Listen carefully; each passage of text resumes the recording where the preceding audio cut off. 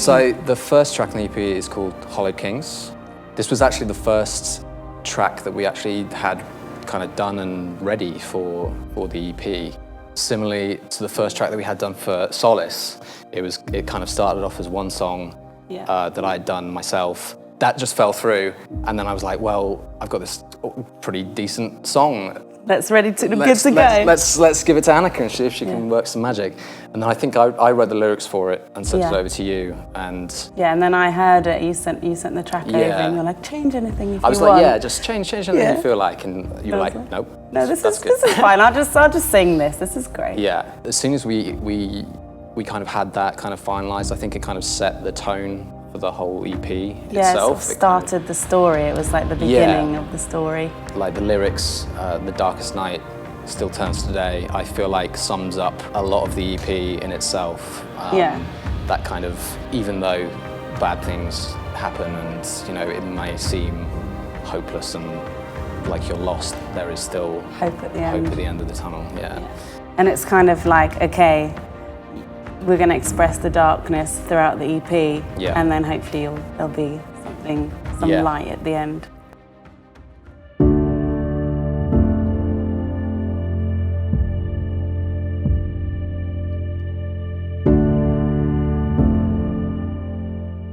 So track 2 on the EP is Wandering in the Dark, which you wrote. As soon as we'd finished Hollowed Kings and we'd kind of done that, everything started kicking off quite quickly, and we kind of had a bunch of ideas that we wanted to kind of get down. And Wandering in the Dark was the next one chronologically to sort of come out. It was weird because it was like, it was the next song we wrote, but it also feels like the next step. Funnily enough, like this entire EP was almost written chronologically. Like there's with Solace there was kind of a couple that were kind of out of order, but this one we kind of did 1, 2, 3, 4, 5 in order pretty much, which is quite interesting. Yeah, because you sent me this beautiful track. You had the track. Did I write this one? Yeah. Oh yeah, I did, didn't I? You sent me the track. Yeah, this one. This just goes to show how what my memory's like. But so you sent me this beautiful track, and it just had this feeling of a voyage, like a sort of journey that's about to begin. You sent me the track, and then I was like, oh, okay, let's get lyrics going, and it's sort of about dreaming and longing for something better, and just setting off and hoping to find something. It's like that fear of maybe not finding what you're looking for. Yeah, that kind of first step out into the unknown, I suppose. Yes, exactly. Not sure whether it's going to be worth it, but I guess that's one thing that just holds you back from bettering yourself anyway, that kind of fear, I guess. I feel like this song is like a bit more sort of pop inspired. It's structurally and kind of it's got like a verse chorus free.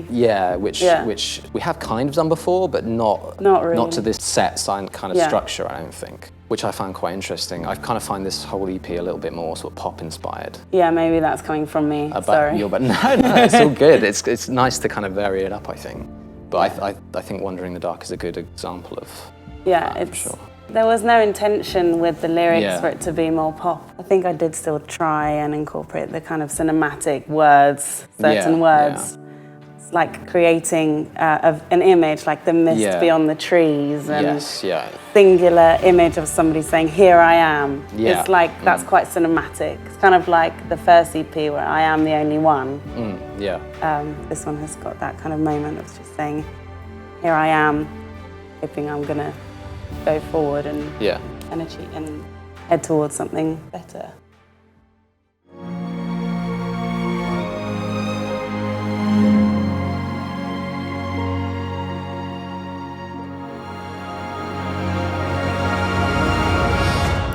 So the third track is called Don't Give Up, which was a title we kind of weren't sure on initially. Yeah, it seemed a bit obvious. With the lyrics, but I kind of warmed to it eventually. I was pushing for it. Yeah, you were, and we tried to think of a couple of other names, but nothing really did it. There was Prevail. Yeah, and what else was I can't remember. Persevere. Yeah, I don't know, but nothing really felt a bit try hard, I don't know. I think sometimes that's my pop head coming through again. Sometimes it's good to just say it how it is, because that's people can relate to it. And straight to the point, yeah. And I think especially because this track is quite in your face, I suppose, and it's like pacing, and it maybe a bit of quite different being obvious is the way to go with it, really. But this track started off as 2 different tracks, because I think you initially had the idea lyrically for you had the lyrics and kind of a demo that you put together, and then I had done also something separately. Yes, that was it. Yeah. It was like a Frankenstein of 2. Yeah. 2. So you sent over one track, and then I sent you over another one, and they were kind of similar-ish, and then we both were kind of like, the pace. oh well, which one? And then we're like, well, why don't we just put them together? Yeah. And so that's what we did, and it kind of turned out quite well. Yeah, it did turn out eerily well. Yeah. Like, I just like overlaid your vocals. I was like, and just moved some things around, and this works. Yeah, strangely enough. Yeah, I think that just kind of goes to show how, I don't know, he's in sync and like we are, yeah. How the collaboration works so well is that we can kind of create 2 tunes and then completely separate from each other, and then put them together, and actually it works. Yeah, we both wanted something with a bit more pace. We wanted something like that, and then the song happened. Yeah, because I think people kind of expect the kind of powerful, like emotional, stirring kind of epics from us, so we wanted to kind of do something with a bit more sort of punch. And yeah, when I was writing it, I just wrote it playing the bass notes. Yeah. So that I could it kind of just gave it room to just be something, just trying something different. So I wasn't just going for the emotional chords or, you know. Yeah. And then obviously you added all the emotion with all the strings and stuff, but initially it felt quite freeing to just write the song just by playing the bass notes and then with a bit of rhythm in the background. Yeah, I knew I wanted to do a track on this EP which had like some big like brass like stabs that are just like dun dun dun, you know, really just really punctuating notes.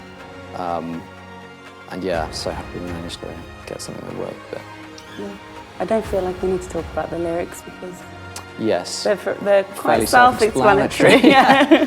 Which is fine. Yeah. Totally cool. We're fine with that.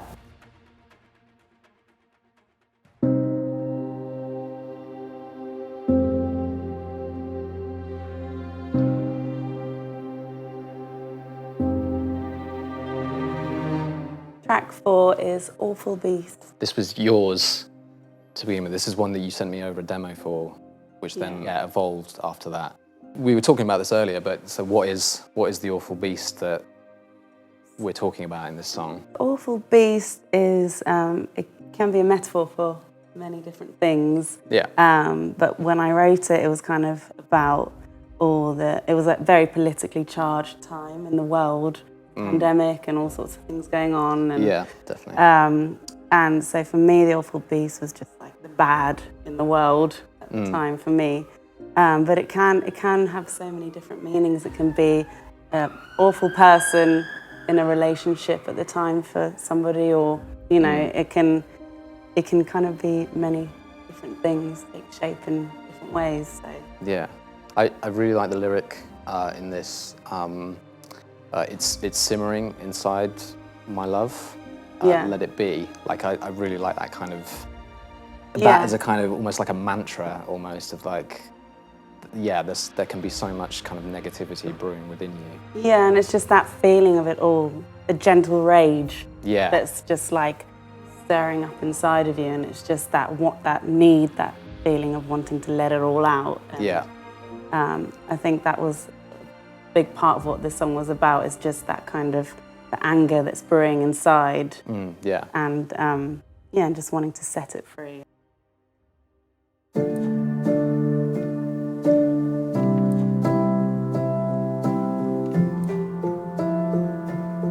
The last track is called The Horror, which was, again, the last track that we managed to get down for this. And this one was kind of, it was a bit of a struggle almost. Yeah, overthinking. Yeah, because I think I made an instrumental for you. Which was beautiful. Yeah, it was I beautiful. mean, yeah, it slowed it nice. Down, sped it up. Yeah, you were like, can you put it up the tempo? I'm down. Because I think you had quite a set kind of idea of what you wanted to do with that lyrically, and it wasn't working with its current tempo. But then you stripped it back and sent over something new, which then became the basis of the song. So when you were writing the lyrics, what was the kind of vibe? So the lyrics were kind of just about, if we ever find paradise, it's just like, we want to leave all this horrible stuff behind. We just want to start again in a positive light. All the bad things that we'd gone through, and the anger and the rage and all that stuff. It's like, let's just leave that and start again, start somewhere new. I kind of tried to like bring that idea into it kind of instrumentally as well. Yeah, well, the chords I had were quite major. They were quite kind of positive, and then you took it and then you twisted it round and my minor slide. Yeah, and you had your minor chords and your and it was really interesting the way that kept the melody the same, but the chords were just kind of changing and intertwining in a different way, and it was really interesting. As well as that, personally, when it comes to like the final song on like an EP, like, or any release for that matter, like I always have this kind of thought that it should be like a real kind of epic kind of finale. It should like really put a kind of a pin in. Well, I was waiting for that. Yeah, yeah. And I think I originally had intended on doing that, and then I thought it would be nice to go against the grain and actually kind of feel like it's building up to something big, and then just let it kind of release to kind of to sort of emulate that idea of the rage is kind of building inside you, and then it kind of just dissipates into something actually like quite pretty. And we even discussed it, didn't we? We were like, oh, does this need to go anywhere further? No, it just works. It just felt complete, I think. It did, yeah. I think throughout all of the EP, I know we talk about the darkness and the anger and everything, but I think we did both really want to have something positive, like have something hopeful throughout the EP. We wanted to leave a positive feeling behind, I think. Especially after Solace being kind of about loss and heavy, you know, kind of heavy kind of themes, and certainly visually as well. I think hopeful is really the only word. Yeah, because it's not happy and it's not. It's hopeful. Yeah. I feel like everything is going to be okay. We're going to be okay. Yeah, that's a great way to end it.